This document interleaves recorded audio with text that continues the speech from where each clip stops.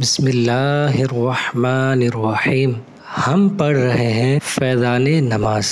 آج ہم پڑھنے جا رہے ہیں اذان۔ آپ بھی ساتھ ساتھ پڑھتے جائیں، آپ کو بھی اذان درست طریقے سے دینا آ جائے گی۔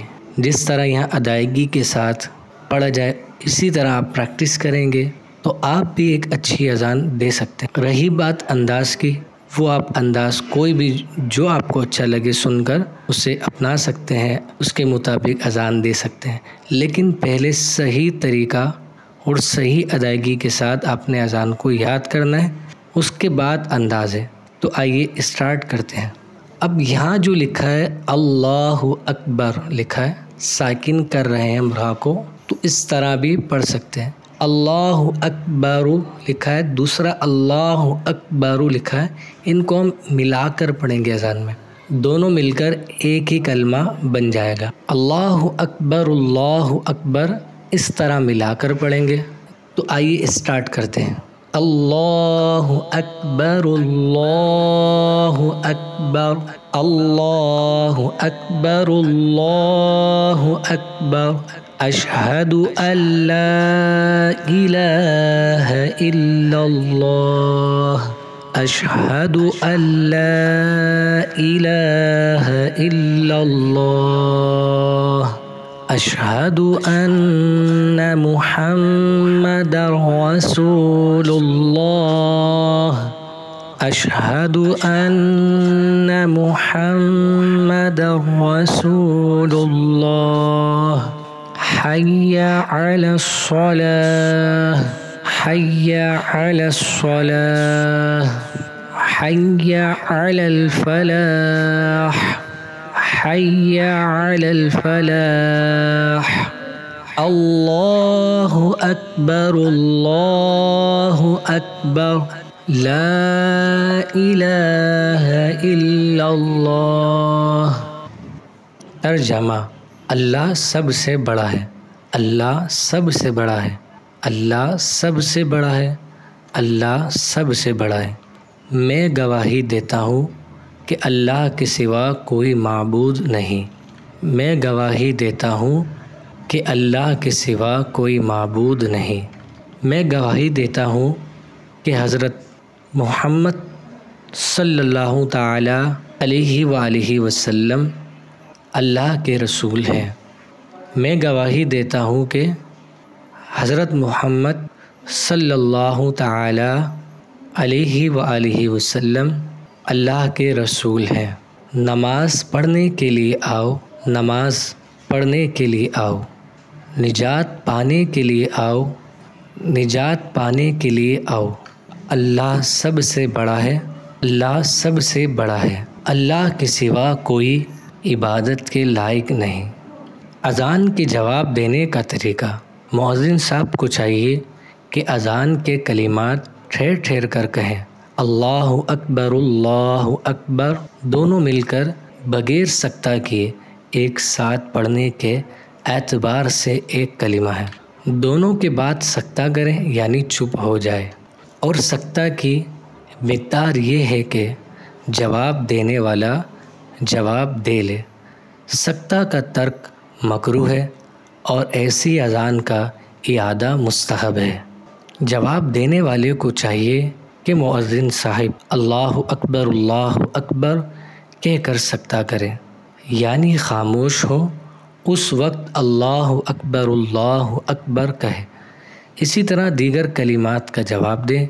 جب مؤذن پہلی بار اشہد ان محمد رسول اللہ کہے تو اس کے جواب میں یہ کہیں: صلی اللہ علیہ یا رسول اللہ، آپ پر درود ہو یا رسول اللہ صلی اللہ تعالی علیہ وآلہ وسلم۔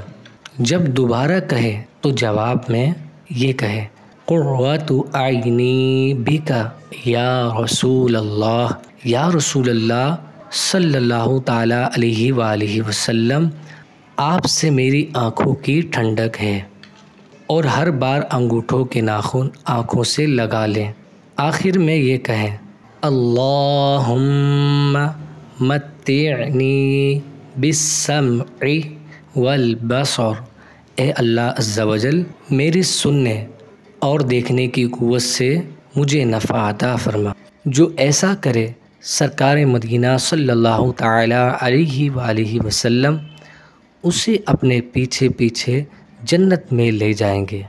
حی علی الصلاح اور حی علی الفلاح کے جواب میں چاروں بار لا حول ولا قوت الا باللہ کہے، اور بہتر یہ ہے کہ دونوں کہے، یعنی مؤذن نے جو کہا وہ بھی کہے اور لا حول بھی، بلکہ مزید یہ بھی ملا لیں ما شاء اللہ کان وما لم یشاء لم یکن، جو اللہ عز و جل نے چاہا ہوا، جو نہیں چاہا نہ ہوا۔ نماز فجر میں جب یہ پڑھا جاتا ہے الصلاۃ خیر من النوم، تو اس کے جواب میں آپ نے یہ کہنا ہے صدقت وبررت وبالحق نطقت، تو سچا اور نیکوکار ہے اور تو نے حق کہا ہے۔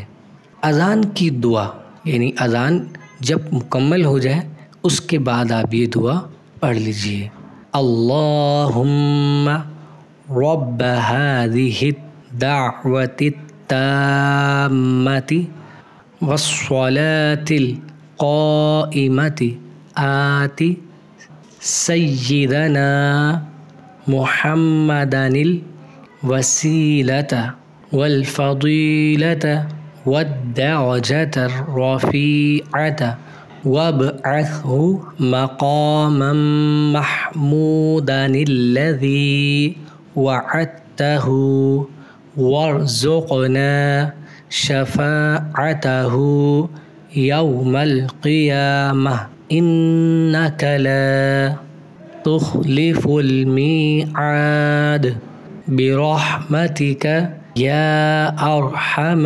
الراحمین۔